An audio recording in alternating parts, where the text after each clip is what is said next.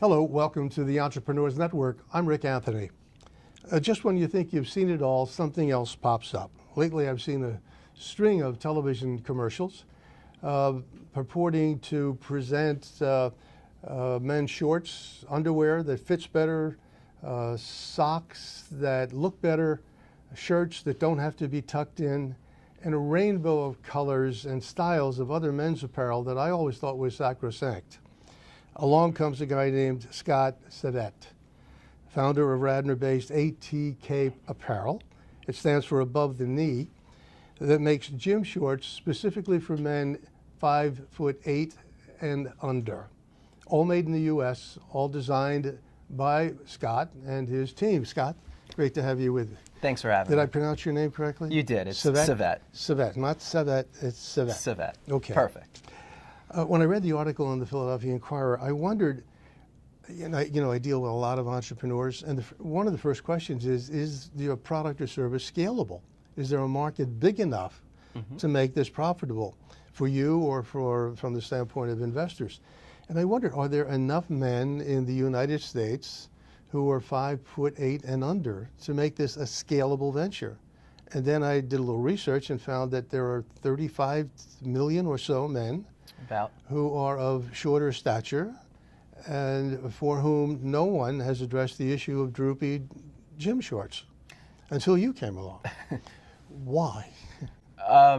Why have they not addressed the issue? Why did you decide that you were going to come up with a solution to this enormous problem? Because there was no solution out there. Ever since I was young, I always liked wearing gym shorts. Back in middle school, back in high school, whenever I could, I'd put on shorts. And as I grew older, going towards the 90s and the 2000s, I noticed the gym shorts started getting massively longer, to the point where they go way below your knee, unless you're a 6 foot tall person. And I was thinking, I always thought if this is something that's bothering me, it's certain to bother other people.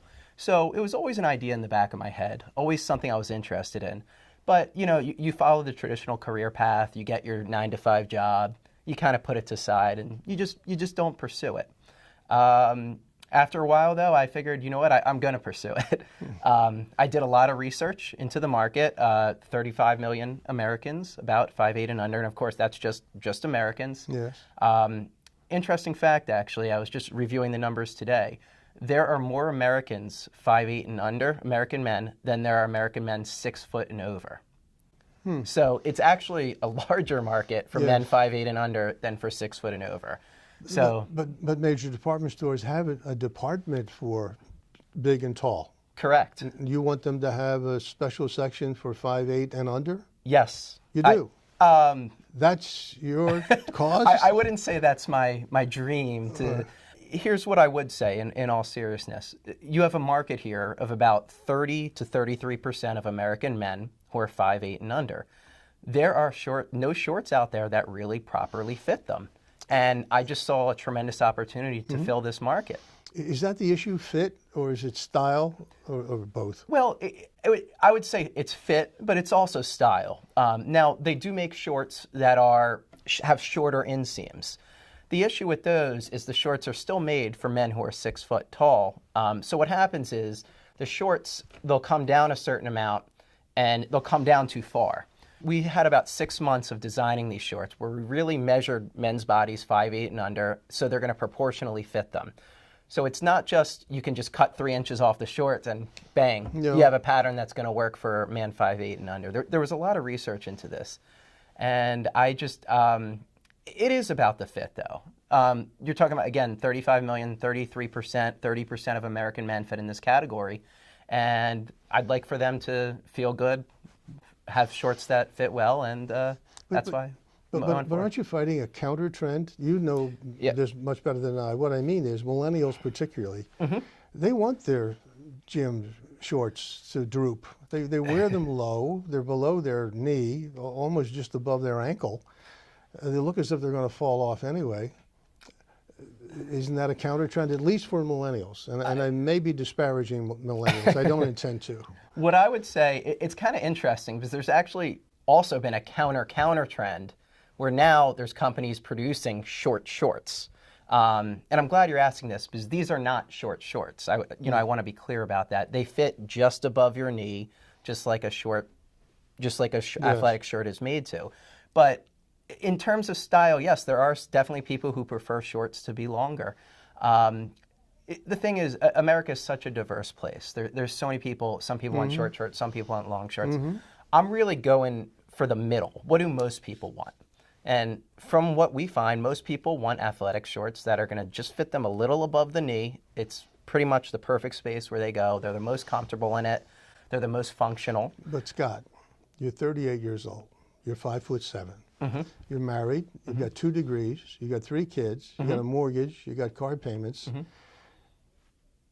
And you left your job, a good paying job, full time, to pursue this dream. Why? I saw an opportunity. For many years, I always thought this was an opportunity. As we discussed earlier, and I've said many times already, it's a huge market, and no one was filling the market. I saw no reason why. Make the distinction, though, between a need and the market. Okay. Is there a need? I mean, is there a need? I know a number of products that satisfy needs, but there isn't a market, or certainly not a scalable market. It's a very good question. Is there a need, as in nothing exists like it? Now, the question is, do people want shorts that are going to properly fit them? Yes. And from my research, which, we took a lot of time to do, the answer is yes. So there is a need there. There's no one filling the need.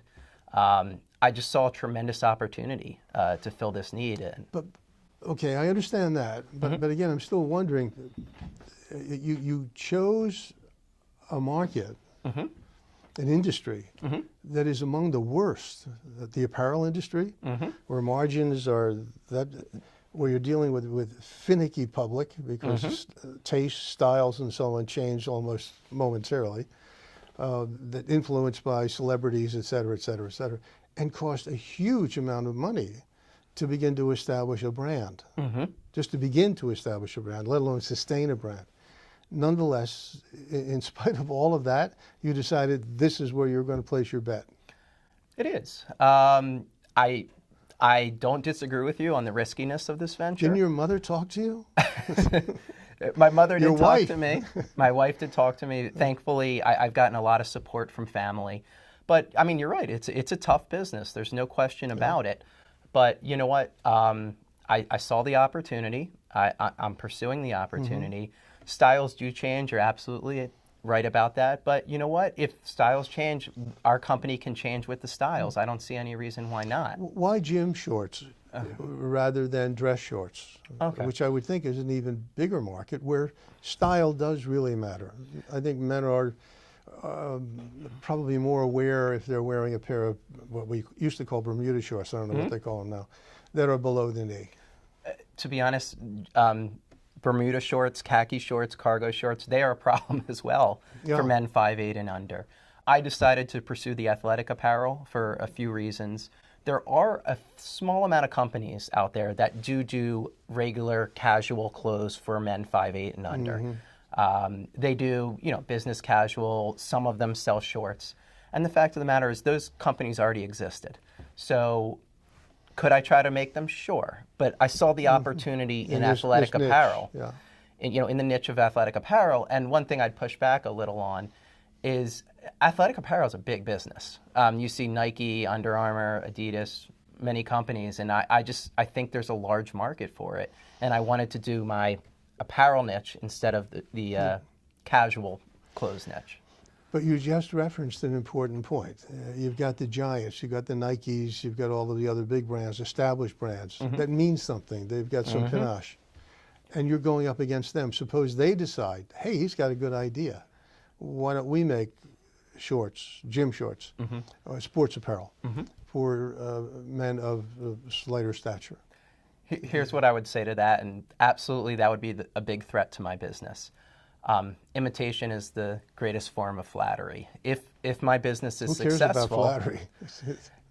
if I find out Under Armour and Nike are trying to get into the business, I would see that as a good sign. It means I'm selling a lot of shorts. There's certainly interest in the area. Would it cause problems? Absolutely, it would cause problems. However, I would be the first. I would have the original brand out there, which made clothes for men 5'8" and under. Hopefully, I'd have a hold on the market. And look, if that happens, it means I'm successful. So. You manufacture in the U.S. and Correct. two plants, one in Baltimore and the other in Philadelphia, yep. And the fabric is also made in the U.S. Correct. Is that correct? Why is that important to you? And do you see that as a differentiator? You're selling made in the U.S.? Absolutely, it's a differentiator. People ask me, why make in the U.S.? I would say there's two reasons. One is altruistic. That is, make in America, you're creating jobs, not just jobs making the shorts, but jobs shipping the shorts, jobs selling the shorts, all those type of jobs. Secondly, to be honest, making in America was easier for me. Whenever there was a problem with making the shorts, I can drive down, go to Allegheny Avenue, go to my factory right in Philadelphia, speak face-to-face with the manufacturer of my shorts and correct the problem. That's just a tremendous advantage. So, I love altruistic reasons, great made in America. To be honest, there are some selfish reasons too. It's just for what I'm trying to do, making these in America made the most sense. How long have you been operational? Well, our website, we first started selling shorts April 10th. So we're talking about past April. Correct, just 6 weeks or so. Yeah. Now, I really started working on the company about July last year. There was I really wanted to make the shorts fit. So there was a long research and development process, if you would. Took about 6 months. Then we had to produce the shorts. And to be honest, I was able to produce the shorts pretty quickly because they're made in America. If I'm dealing with someone 12 time zones away, it's just a lot harder. And, plans never go perfect. So one thing I found out, you make a pair of shorts with one material, you make this exact same pair with another material, guess what? They're not the same size. They're supposed to be 10 inches on the inseam, but you know what? They're not.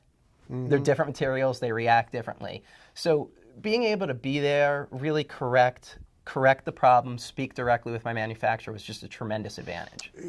You can't be an expert in all aspects of your business, design, the fashion, the attributes of a particular textile, and so on. So where does all of that come from? Do you have a team of people who are working with you, either a virtual team or a real team? To be honest, I really don't.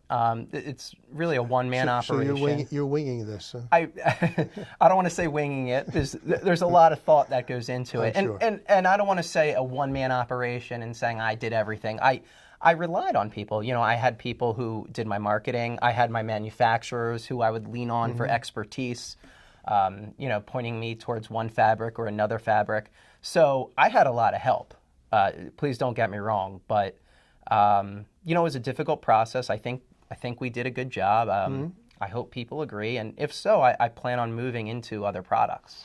How did you settle on the two designs I've seen? Do you have this? Do you have the samples handy? I do. I'm particularly interested in the fabric. Sure. And the selection of the colors and how you decided on that. There's one. So. All right. This is one right here. These are actually the shorts that are made in Philadelphia. Okay. The fabric was bought from a company in Hatboro, actually, as well. Now, is that a logo? That is the logo. That's your logo? That is the the logo for the company. I worked with a marketing company locally to, I threw some ideas. We came together. We got that logo,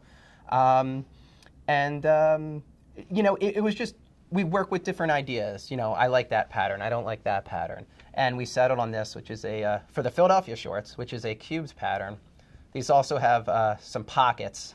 From my research, a lot of men really like to have I should have said zippers with pockets on there. I agree. I wear these. I go to the Acme. Yes. I wear these pants. I have no issue with losing my phone, losing my credit cards. Exactly. It's a huge advantage. Yep. And they don't have a back pocket, do they?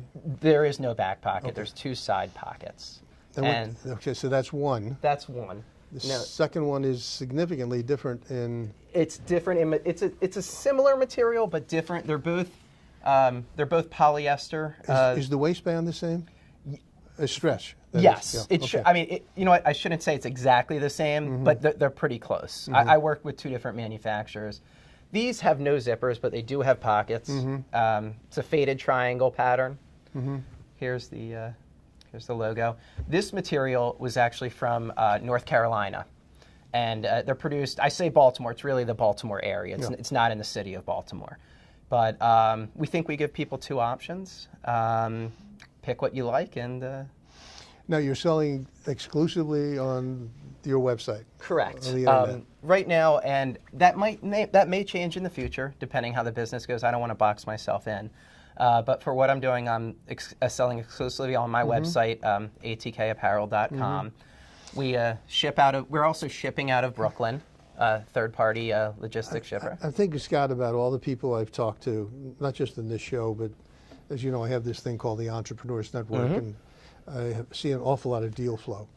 And it strikes me you are a great example of the counsel that many young, particularly young entrepreneurs give other people. Just do it. Do the research, get comfortable with it, but just do it. Don't research it to death. Trust your gut. Get all the help you can from other people. Watch what you spend. Keep your budget. Be virtual to the extent that you can. You've done all of those things. You've done them all right, from what I can tell. Nonetheless, as you know, the mortality rate among startups, and you're still a startup, is very high. Few of them get beyond the gravitational pull of failure within the first 3 to 5 years.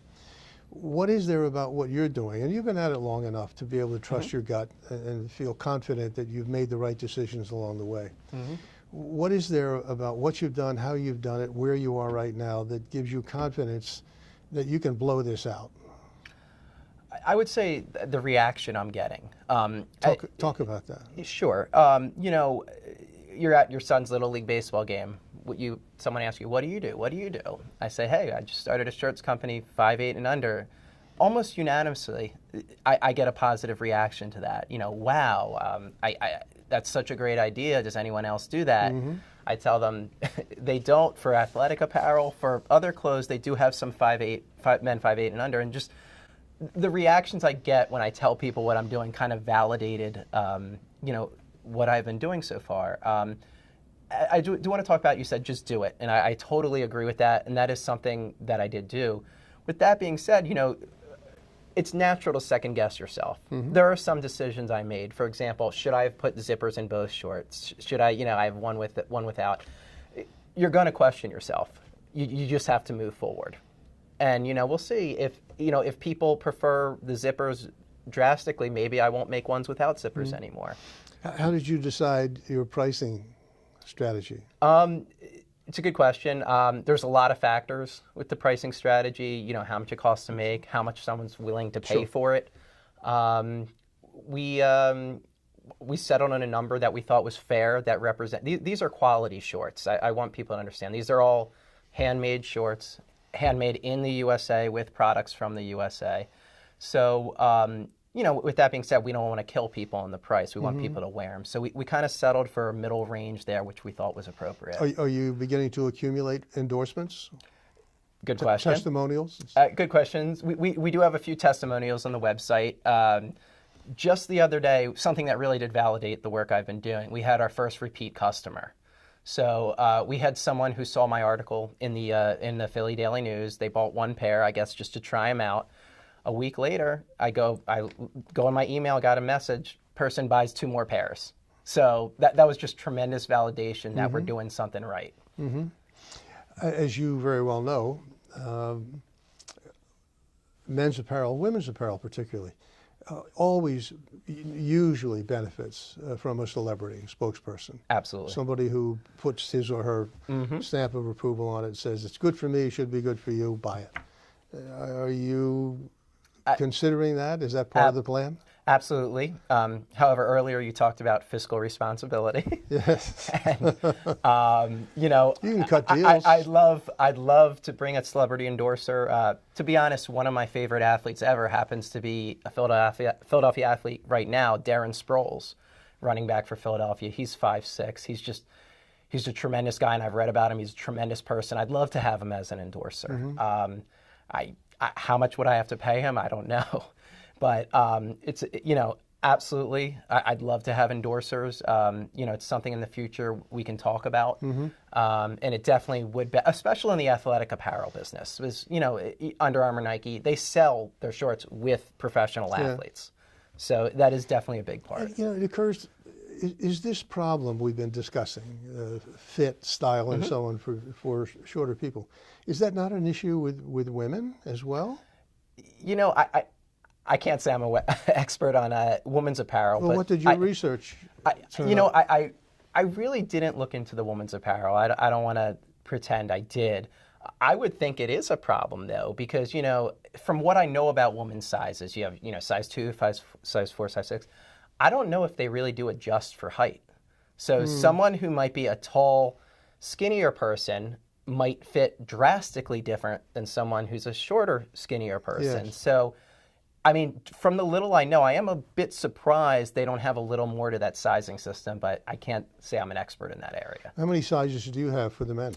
Good question. I have 5 sizes. It goes small, medium, large, extra large, XXL. And when we go into T-shirts, I'm not sure. We'll see what we're going to do. It's all in research. When you go into T-shirts? Well, we want to do T-shirts and long sleeve T-shirts. I would say... Same problem? I would say the long sleeve T-shirts are more of a problem simply because of the sleeves. Yes. I wear a large, in some of these big brands. I have broad shoulders and they fit me good, but sometimes the sleeves are going all the way down to here. Yeah, I have the same. I have short arms. It's a problem. Yeah. Is it something that people want to have addressed? I will do research. My customers email me, when are you going to make T-shirts, long sleeve T-shirts? I'll be more than happy to make them. Short sleeve T-shirts might not seem as much of a problem because they're not going over your arms, but there definitely are times you can wear a shirt where the sleeves are just too long and they look sloppy. Yes. So, these are issues. I might consider going into warm-up pants, athletic type pants. Future's open. Okay, a lot of important questions. So you've just begun to tick off all of the questions that probably keep you awake at night. Have you established an advisory board, a formal advisory board, people who are expert in certain areas to give you counsel, advice, and guidance? I do not. I do have a mentor who's been helping me through the process. Look, I'm new to this business, very new to it. I don't know everything by a long shot. I could be in here another 10 years. You're still learning. It's always a learning Absolutely. process. Yes. So it's a good idea to have a board like you speak, and that's something I would consider. Well, I think I know from the conversation we had before you came on, when I contacted you, that you're not looking for money at this point, outside investors. This has been self-funded up to now. Correct. But you might consider a strategic investor. Absolutely. If there was someone, the main thing I'd be looking for is someone who believed in the concept and believed in the product. Right. I don't want someone to, I don't want to borrow money or get money from someone who says, here's your money, just take it. I'm not looking to do that. I really want to build the brand with someone who believes in it. So while I'm not actively looking for investors, I'm all ears, open. You got to consider all possibilities. Do you have a business plan, a formal business plan? I do. It might not be in the traditional sense. You go to a MBA class, this is how you lay out your business plan, but absolutely I have when do you think you'll turn a profit? Hopefully by the end of this year. Really? Look, if people like my That's shorts, a lot of short shorts. Oh, these aren't short shorts. Well, here's the thing. There's a lot of people out there to buy short shorts. As we said, 35 million. Yeah. Listen, this is a big market. What about the market outside of the U.S.? Same problem? I'll be honest with you. I haven't done that much work Have research you in got any terms sales from outside of the country? So you're on the internet, right? Mm-hmm. I have not sold anything from outside the country yet. I'd be more than happy to. Is this the kind of product you think you could take to Shark Tank? Very good question. And that's probably the first question. Damon is probably under 5'8". That's the first question about the business people ask me. Sure. And to be honest with you, there actually was about 6 months ago, there was a company selling clothes 5'8" and under on Shark Tank. Oh, really? Not only was there a company, they got a deal with Mark Cuban. So there is another company out there who's not... Selling gym shorts? No. selling business casual apparel for men 5'8" and under. So I was in research and development on my product. You know, my phone start getting messages. Did you see Shark Tank? Did you see Shark Tank? I'm like, no, what's going on? I found out this company's on, and they strike a deal. And at first, I was devastated. I was saying, oh, man, you know, I lost my opportunity. But then when I thought about it, there's two things. It validates the idea that there's a market for men 5'8" and under. That's number one. And number two, no one is doing athletic apparel. I didn't see that show, but I can tell you, don't believe everything you see on the screen. Many of those deals just never materialized. I know. You've heard that, I'm sure. But that's correct. But Mark Cuban did seem to like the idea. He gave, I believe it was about $150,000 towards, I forget the exact I know percentage. of another deal he was interested in as well, and never went anywhere. Yeah. They couldn't come to terms. No, I know. Afterwards, There's a lot of work done after the show. Yep. But, you know, the main point is this. I saw the idea of clothes for men 5'8" and under on TV. I saw how well it was received. You know, Mark Cuban, tremendous entrepreneur. Yes. Sensing it's a possibility. And, I mean, I see the same thing he sees. I think there's a huge market. But he owns basketball teams. Well, he got his start, I believe, in technology. He I did. think He did. so. I would have thought Damon would go for this because he's into men's fashions. Yeah, I don't know. I can't speak for him. All right. But, and then there's always QVC. You know, it's so funny. The other day, someone mentioned QVC to me, and right now I'm only selling online. But I absolutely think that is a good idea and something I'd be open to looking into. You should. Yeah. Again, there are a number of issues you'd have to address. How much inventory could you have on hand, et cetera, et cetera. But I think it'd be worthwhile. Oh? On the other hand, this is a men's product, and most of the products on QVC are oriented more to females. I'm glad you're asking this, and I'll tell you why. A lot of the reaction I get is from women saying Who are buying for their men. You know, a lot of women shop for their men, and they say, you know what, you're right. My husband, he doesn't look great in those athletic shorts hanging below his knees. You're absolutely right. Send me your website. I'm going to look at the products. So, you know, you're really marketing. You're selling to men, obviously, but women like their men to look good. They like their family members, their everyone to look good. You're right. Let me go back to something you started to touch on. You've been at this now since April. You really didn't know what you were getting into, but you're smart, and you knew some of the early steps, do the research and so on. But looking back on it, would you do anything significantly different? Maybe delay the launch until you had more experience, more input, more money? Very good question. I probably wouldn't because, you know, it's easy. The answer is yes and no. At some point, you just got to go. You got to move forward. I didn't want to make 30 samples to get the exact perfect by the inch fit. And the fact of the matter is, as we discussed, men have all different types of bodies. So there is no perfect fit. Yes. There's really just a range. So could I have waited a little more? I could have, but you know what? You just got to do it. You got to put it on the market. And that's what I did. As far as something I would do different, to be honest with you, I kind of wish that before last year I had done this business. I'd been thinking about it for years and years and years, and it was always sort of like a pipe dream. I mean, I wish I had started this 10 years ago. That, you know, you're always going to have regrets, but if there was one, the biggest, I just wish I did it sooner. Okay, fair enough. And if people are interested, what do they do? How do they learn more, and how do they make a purchase? Sure. Just go to atkapparel.com. When will there be a third, fourth, and fifth design? I don't know. We'll see where the market takes us. These shorts have been selling well in the 6 weeks I've been in business so far. I'm thinking about doing other things. As we discussed, I'm thinking about doing T-shirts, shirts. Yeah. And, you know, where the customers take us is where we're going to go. You know, I don't want to put you on the spot, but again, one technique that some startups use is to contribute some portion of their profits to a nonprofit, to an organization, a cause, or so on. Is that something you'd consider? Or is there anything of particular significance to you? Sure. I would say that's definitely something I'd consider in the future. Not ready to do that yet. However, I do have a son who has autism.